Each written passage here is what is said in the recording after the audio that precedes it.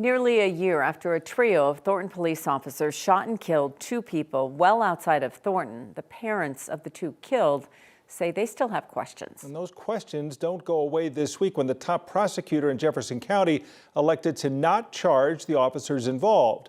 9 News Investigates Chris Vanderveen has covered the story from the start. And Chris, did the district attorney actually clear those officers? No, Tom. In fact, in an unusual move, the Jefferson County DA made a point of calling some of those actions unreasonable. This all took place in Lakewood last year following a slow, quiet pursuit that went on for many miles.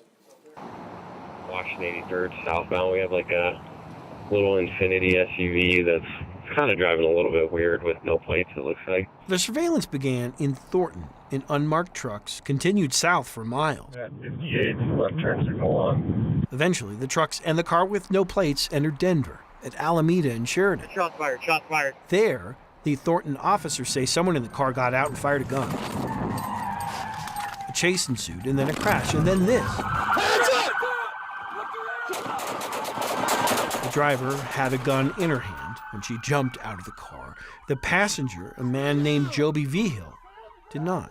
How much danger was he to them? He was exactly trying to get away from them. Frank and Deneen Vigil have long believed their son was killed as the result of a crime. He was already shot by the time he was getting out of the car. But this week, the Jefferson County District Attorney told them personally she was not going to file charges against any of the three officers. When we lost him, I felt like I lost a part of my heart.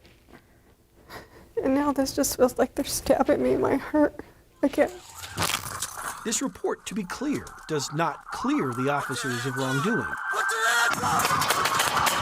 In particular, it calls these actions by this officer, quote, unreasonable, in part because he did not see a firearm and could not articulate where he was shooting. This officer shot Vigil repeatedly. We still have more questions.